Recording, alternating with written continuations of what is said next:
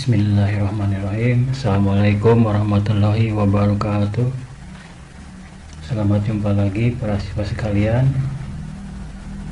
Pada pembelajaran ekonomi kali ini, insya Allah kita akan melanjutkan pembahasan materi informasi akuntansi.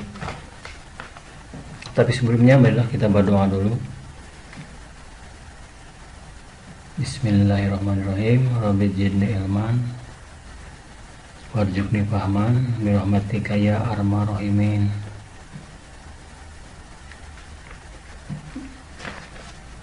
Baiklah anak sekalian, sebelum kita memulai, mari kita ingatkan kembali pada materi yang telah kita pelajari sebelumnya.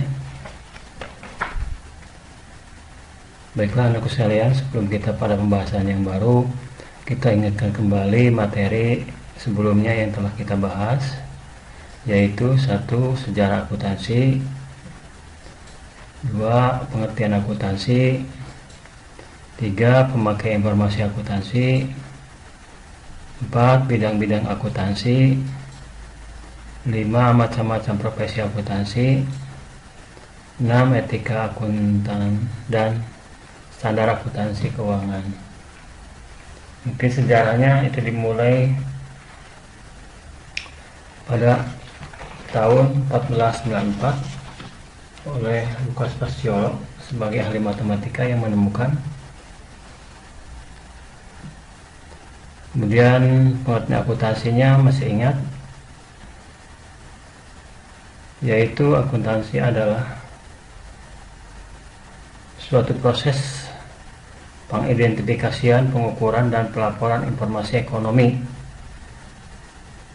yang memungkinkan adanya penilaian dan pengambilan keputusan yang jelas dan tegas oleh mereka yang menggunakan informasi akuntansi. Itu ya.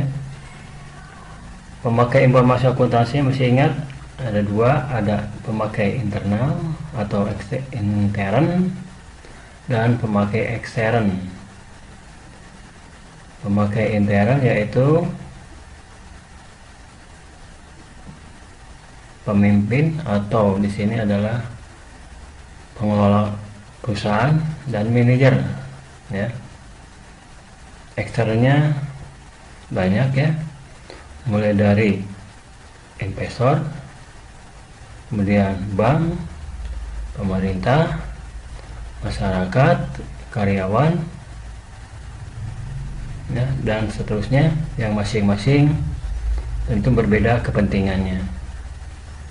Bidang-bidang akuntansi juga banyak, mulai dari akuntansi keuangan, akuntansi biaya, sistem akuntansi, akuntansi manajemen, auditing, dan seterusnya.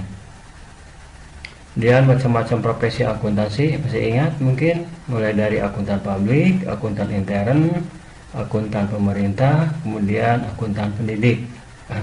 Etika akuntan adalah prinsip moral yang menjadi pedoman standar para akuntan publik bersertifikat ya, SAK atau standar akuntansi keuangan adalah aturan yang menjamin kesamaan pengertian antara pengguna informasi akuntansi di Indonesia. Standar akuntansi Indonesia merupakan himpunan prinsip, prosedur, metode, dan teknik akuntansi yang mengatur penyusunan laporan keuangan khususnya yang ditujukan kepada pihak ekstern seperti pemegang saham, kreditor, investor, dan bank. Setelah para siswa sekalian, kita akan membahas materi pokok untuk pertemuan kali ini, yaitu mengklasifikasikan konsep dasar akuntansi, menjelaskan kualitas informasi akuntansi, mengemukakan dasar hukum pembukuan di Indonesia, menyebutkan macam-macam transaksi keuangan, menyebutkan macam-macam dokumen transaksi, menyebutkan macam-macam akun. Nah, itu yang akan kita bahas pada pertemuan kali ini. Kita lanjut.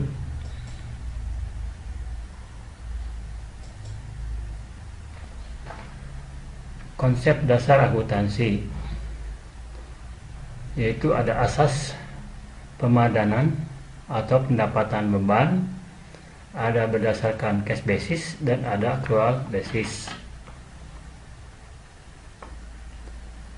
Cash basis adalah penghasilan diakui setelah uang diterima dan biaya diakui setelah dikeluarkan. Accrual basis adalah penghasilan dan biaya diakui pada saat terjadi atau pada saat transaksi walaupun uang belum diterima dan biaya belum dikeluarkan.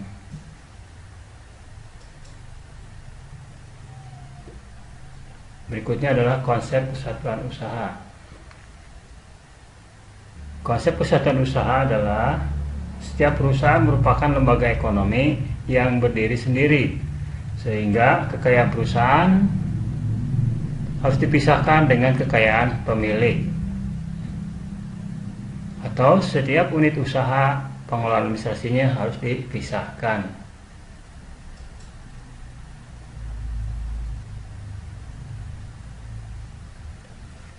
Konsep kesinambungan.